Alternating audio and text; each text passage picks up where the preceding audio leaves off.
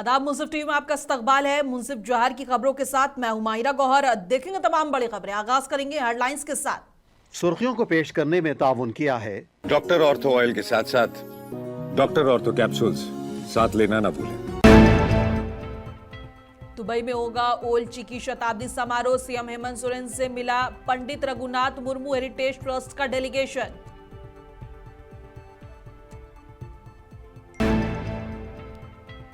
झारखंड के वित्त मंत्री राधाकृष्ण किशोर ने पेश किया 1,58,560 करोड़ रुपए का बजट। बोले हेमंत सोरेन सरकार के बजट में सभी लोगों को मिलेगा मुस्कान का मौका। झारखंड विधानसभा के बजट सत्र का आज 5वां दिन। पक्ष विपक्ष के नेताओं ने एक दूसरे पर जमकर साधा निशाना।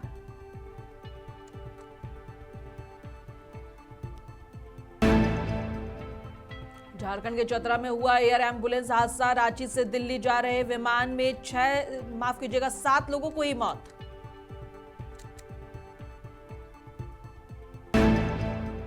एयर एम्बुलेंस हादसे पर स्वास्थ्य मंत्री इरफान अंसारी ने जताया दुख, परिवार से मिलकर दिया दिलासा।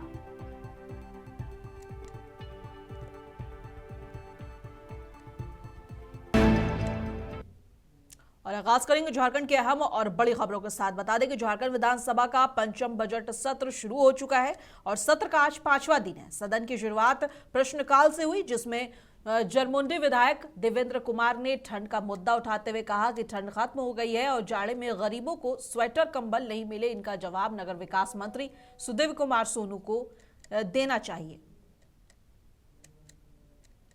मेरा प्रश्न था हुजूर कि ठंड खत्म हो गई और बच्चे को जाड़े में स्वेटर नहीं मिला, और ये लिखते हैं जवाब में कि हमने पोशाक दे दिया।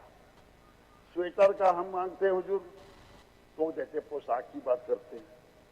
तो ये तो व्यवस्था की बात है, और हर वक्त यही कहते हैं कि हमें केंद्रांश से राशि नहीं मिला। तो ये तो व्यवस्था की बात है हुजूर। महोदय, मैं व्यवस्था को ठीक करने की बात कर रहा हूं जो आइए केंद्रांश की बात कर रहे हैं। ये तो बहुत ही दुर्भाग्यपूर्ण है। वो बच्चों को जाड़ा खत्म हो गया, स्वेटर नहीं मिला, कम्बल नहीं मिला या रेनकोट नहीं मिला, समय पे जो मिलना चाहिए, यही मेरी व्यवस्था है। आसन से यह आग्रह है कि माननीय मंत्री जी उस विभाग को ऐसी मैंने ये जो आज जो उन्होंने जो जवाब दिया है कि हम 15 जिले में आज तक 15 जिलों में स्वेटर उपलब्ध नहीं हो पाए होगी, तो ये व्यवस्था है, इस व्यवस्था को सुधार किया जाए, मेरा यही हुजूर कहना है। माननीय सदस्य ने बड़े जनहित से जुड़े हुए विषय को इस सदन के संज्ञान में लाया है, लेकिन माननीय सदस्य भी बहुत पुराने और अनुभवी साथी हैं। यह देश कोऑपरेटिव फेडरलिज्म से चलता है। मान्यवर, सहकारी संघवाद इस देश के संविधान का भी मूल्य है, और जो भी सिस्टम है मान्यवर, उसमें केंद्र और राज्यों के परस्पर सहयोग से ही योजनाएं संचालित होती हैं। व्यवस्था के परिवर्तन का जहां तक सवाल माननीय सदस्य उठा रहे हैं, यह तो उनके उत्तर में बड़ा विभाग की तरह सरकार की तरफ से स्पष्ट उत्तर गया है कि जो राशि की उपलब्धता थी उस राशि के आलोक में पोशाक में ही स्वेटर भी आता है, जिसका जिक्र हमने बड़ा स्पष्ट उनको दिया है। अब रह गया इस प्रक्रिया को बदलने का, तो ये प्रक्रिया बदलने के लिए शायद ये सदन अधिकृत नहीं है और उपयुक्त स्थल भी नहीं है। हम उनसे यही आग्रह करेंगे कि केंद्र सरकार के द्वारा बनाए गए फॉर्मेट, ढांचे, स्वरूप को परिवर्तित करने में ये सदन सक्षम नहीं है। और मेरा आग्रह यही होगा कि अगर केंद्रांश की राशि के अनुपलब्धता के चलते राज्य की योजनाएं प्रभावित होती हैं, तो माननीय सदस्य उस राजनीतिक दल से आते हैं जो केंद्र में अभी सत्ता में है, तो मैं आग्रह करूंगा कि ससमय केंद्रांश अगर मिले और उसके उपरांत यदि राज्य अपने कर्तव्यों में विफल है तो निश्चित रूप से सवाल खड़े होने चाहिए। धन्यवाद मान्यवर। और झारखंड के वित्त मंत्री राधाकृष्ण किशोर ने वित्त वर्ष 2026-27 के लिए 1,58,560 करोड़ रुपए का बजट पेश किया है। उन्होंने कहा कि यह बजट गरीबों के आंसुओं को पोंछने वाला और आम लोगों के चेहरे पर मुस्कान लाने वाला बजट है। महोदय, मैं भारत का संविधान के अनुच्छेद 203 के अनुसरण में वित्तीय वर्ष 2026-27 के लिए 31 मार्च 2027 को समाप्त होने वाले वर्ष में जो व्यय होने की संभावना है से संबंधित 1,58,560 करोड़ रुपए मात्र का आय व्यय बजट सभा में उपस्थापित करता हूं। बजट भाषण प्रभारी मंत्री वित्त प्रस्तुत करें। वित्त मंत्री राधाकृष्ण किशोर ने कहा कि हेमंत सोरेन सरकार के बजट में सभी लोगों को मुस्कान का मौका मिलेगा। मंत्री ने कहा कि ये मेरे जीवन का दूसरी बार बजट पेश कर रहा हूं और साथ ही मंत्री ने दिशोम गुरु, शिबू सोरेन और अमर शहीदों को श्रद्धांजलि के साथ बजट भाषण की शुरुआत की। मैं ये बताना चाहता हूं कि गरीबों के दुख दर्द को दूर करने के लिए हमारी सरकार का यह परम नैतिक दायित्व है। मानवीय संतुलन, एक स्वस्थ वातावरण और संतुलित झारखंड के लिए यह आवश्यक है। मुझे पूरा भरोसा है। मैं आत्मविश्वास के साथ ये कहना चाहता हूं कि माननीय मुख्यमंत्री श्री हेमंत सोरेन के मार्गदर्शन में तैयार किया गया वर्ष 2026-27 का बजट जहां राज्य के गरीबों का आंसू पोंछने वाला होगा, वहीं झारखंड वासियों के चेहरे पर मुस्कान लाने वाला भी ये बजट होगा।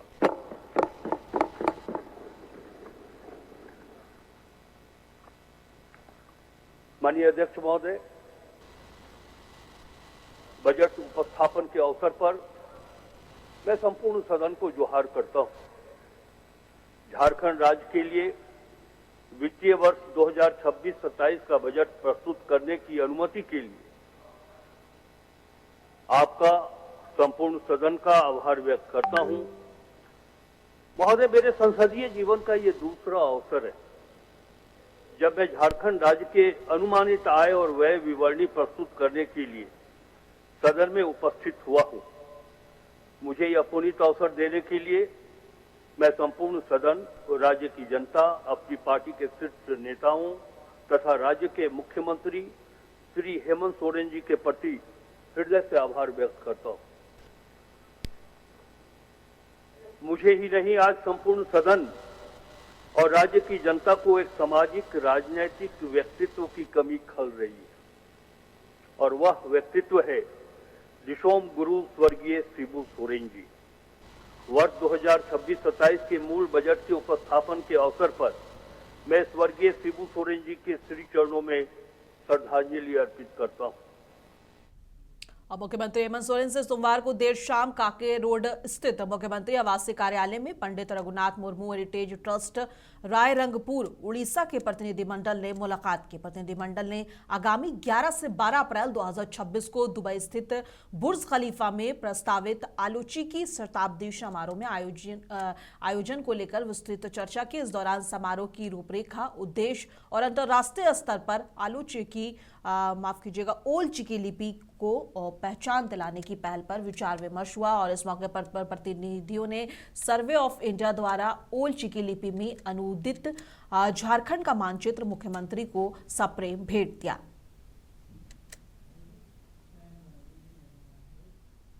झारखंड के चतरा जिले में रांची से दिल्ली जा रहा एक एयर एम्बुलेंस क्रैश हो गया है जिसमें सभी 7 लोगों की मौत हो गई है। विमान में मरीज, 2 परिजन, 2 डॉक्टर्स और 2 पायलट सवार थे। यह हादसा चतरा जिले के सिमरिया थाना इलाके के काशियातू अंतर्गत करमटान जंगल में हुआ। प्लेन क्रैश की सूचना के बाद ग्रामीणों के सहयोग से मौके पर पहुंची जिला प्रशासन ने बचाव और राहत अभियान शुरू कर दिया और अभियान के दौरान जिला प्रशासन की टीम ने प्लेन से 7 शवों बरामद कर सदर अस्पताल चतरा भिजवा दिया है।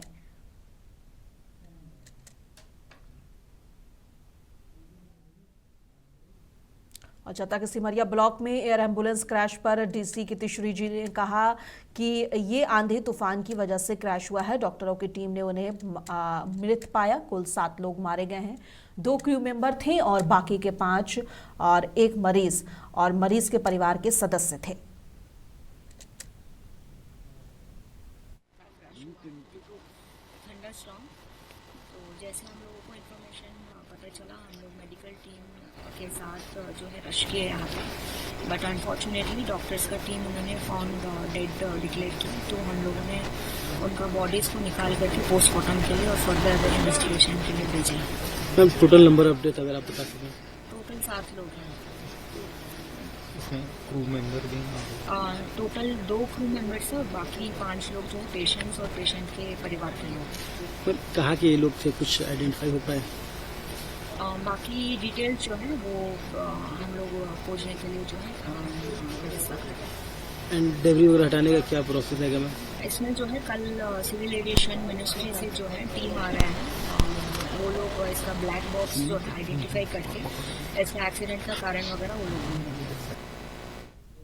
झारखंड के चतरा में एयर एम्बुलेंस क्रैश होने से 7 लोगों की मौत हो गई है। इस घटना पर झारखंड के स्वास्थ्य मंत्री डॉक्टर अरफान अंसारी ने दुख व्यक्त करते हुए कहा कि सभी पहलुओं की जांच होगी और दोषियों को किसी भी परिस्थिति में बख्शा नहीं जाएगा। स्वास्थ्य मंत्री एयर एम्बुलेंस क्रैश में मारे गए लोगों के परिजनों से मिले और दिलासा दिया और साथ ही सदर अस्पताल पहुंचते ही सबसे पहले मंत्री ने मृतकों के शवों को देखा और पोस्टमार्टम तैयारियों का जायजा लिया।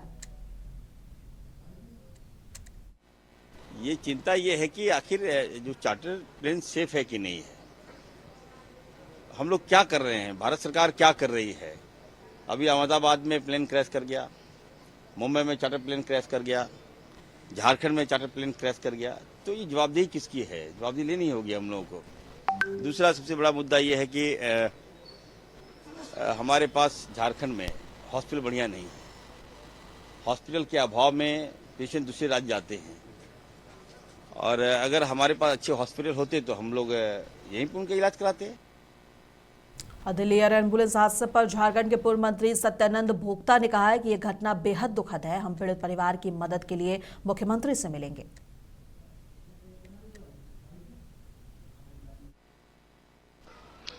देखिए, ये दुखद से हम लोग मर्माहत हैं, और जो पायलट था वो हमारे करपाला के अभियंता देवसार भगत के पुत्र थे, और इस चार्टर विमान से हम लोग भी यात्रा किए हैं माननीय मुख्यमंत्री जी के साथ।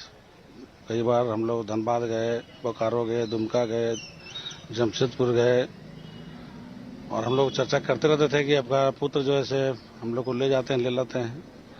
और जो घटनाएं घटी है, जो पेशेंट था वो हमारे विधानसभा के बरनी पंचायत का था, और घटना भी चतरे में घटा, बहुत दुखद है। हम जितना निंदा करेंगे कम होगा। परिवार बहुत पीड़ित है, आप सरकार में भी रहे हैं, लंबे समय तक रहे हैं, है ना? तो इनको राहत पहुंचाने के लिए क्या आप सरकार से मदद करेंगे, हाथ बढ़ाएंगे आप? देखिए, इस विषय पर माननीय मुख्यमंत्री महोदय से मिलेंगे और बोलेंगे भाई गरीब आदमी था, हर लोगों को सहयोग मिलता है, तो उदार दिल के हैं, कुछ जरूर सरकार के द्वारा सहयोग मिलेगा। और केंद्रीय रक्षा राज्य मंत्री संजय सेठ ने रांची दिल्ली एयर एम्बुलेंस दुर्घटना पर कहा कि ये बेहद दुखद है। एयर एम्बुलेंस जा रही थी और एकाएक मौसम खराब हो गया। ये जांच का विषय है कि प्लेन कैसे क्रैश हुआ। ये बेहद दुखद है। हम उनकी आत्मा की शांति के लिए प्रार्थना करते हैं। रात की घटना दुखदायी है, और जो प्लेन क्रैश हुआ, हम सब कल तो चुनाव में व्यस्त थे। चुनाव व्यस्तता के बाद जब हम लोग चुनाव हुआ तो वापिस आ रहे थे, तो एक 7-1 बजे दिन भर बिल्कुल मौसम साफ था, बिल्कुल साफ था। एकाएक मौसम ने करवट ली, येलो अलर्ट तो जारी भी था, और एकाएक देखिए आसमान के अंदर खूब तेज बिजली चमकना, बादल का गरजना, एक जबरदस्त हवा और बारिश। उस बीच में इस मौसम खराब के कारण प्लेन को कोई प्रॉब्लम आई है तो जांच के बाद सामने आएगी, लेकिन दुखद है।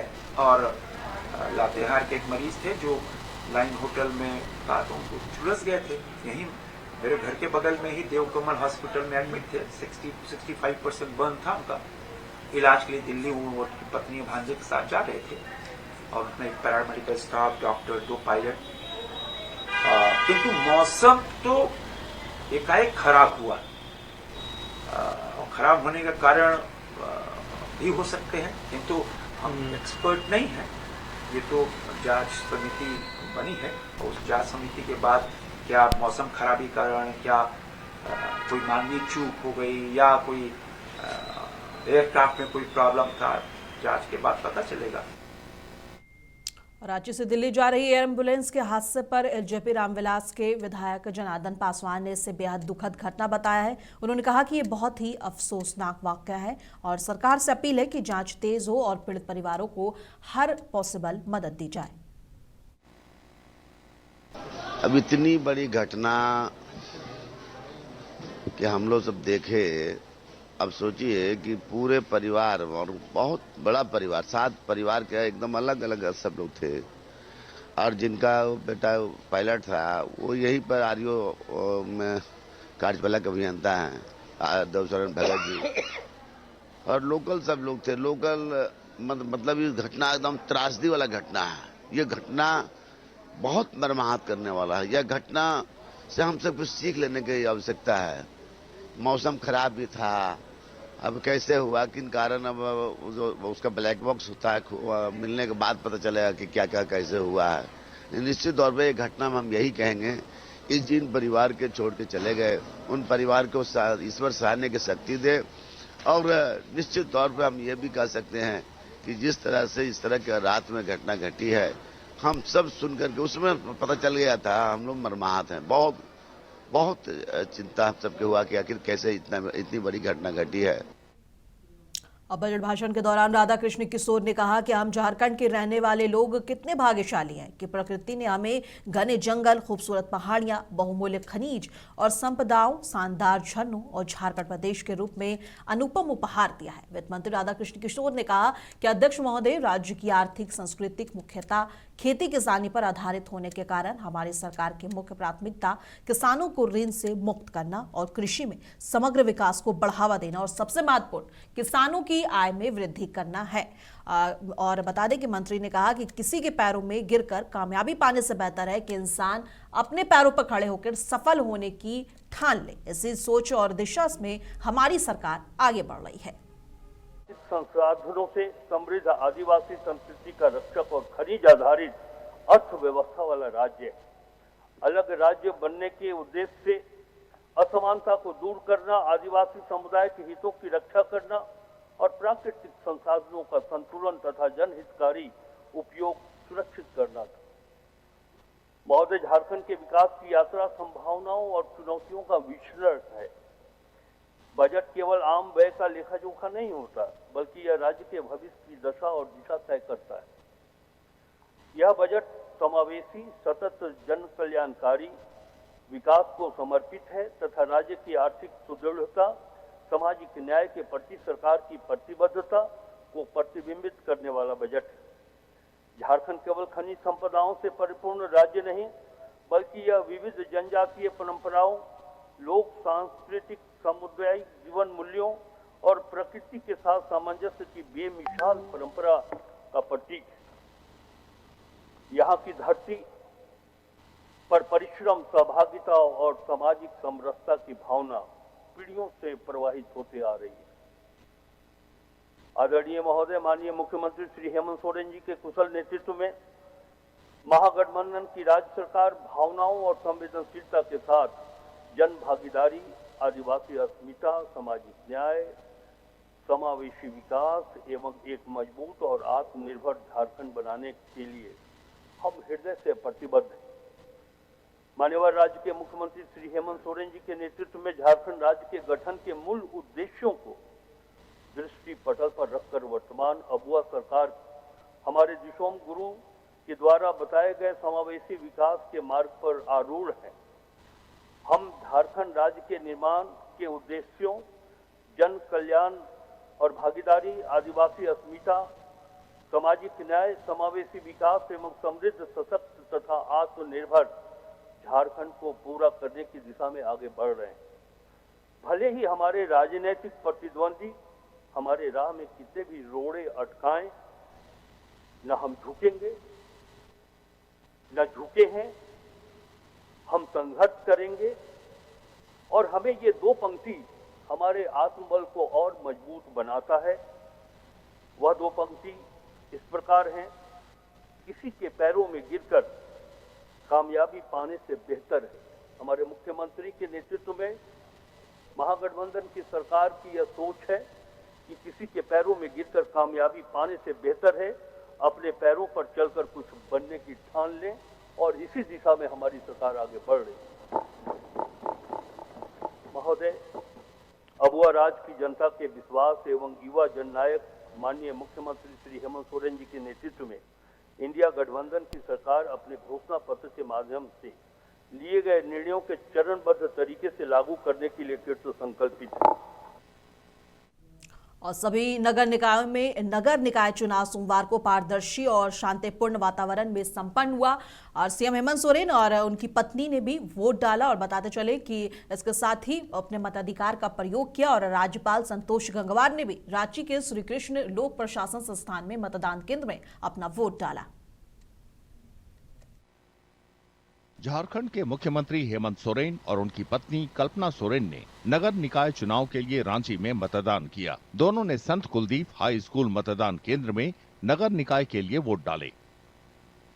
मुख्यमंत्री ने इसे लोकतंत्र के लिए महत्वपूर्ण चुनाव करार दिया। हेमंत सोरेन ने सभी मतदाताओं से मतदान करने की अपील की। देखिए, आज नगर निकाय चुनाव प्रारंभ हो चुका है और इस देश की लोकतांत्रिक व्यवस्था का ये भी एक हिस्सा है जहां अपना मतों के माध्यम से अपने स्थानीय जनप्रतिनिधि चुनते हैं। और आप लोगों के माध्यम से मैं आग्रह करूंगा कि शहर के जितने भी मतदाता हैं, सभी लोग इस पर्व का हिस्सा बने, अपने मतों का प्रयोग करें। आपके जो भी प्रत्याशी हैं, उनको जिम्मेवारी दें, उनको काम करने का मौका दें। राज्यपाल संतोष गंगवार ने भी रांची के श्री कृष्ण लोक प्रशासन संस्थान के मतदान केंद्र में अपने मताधिकार का प्रयोग किया।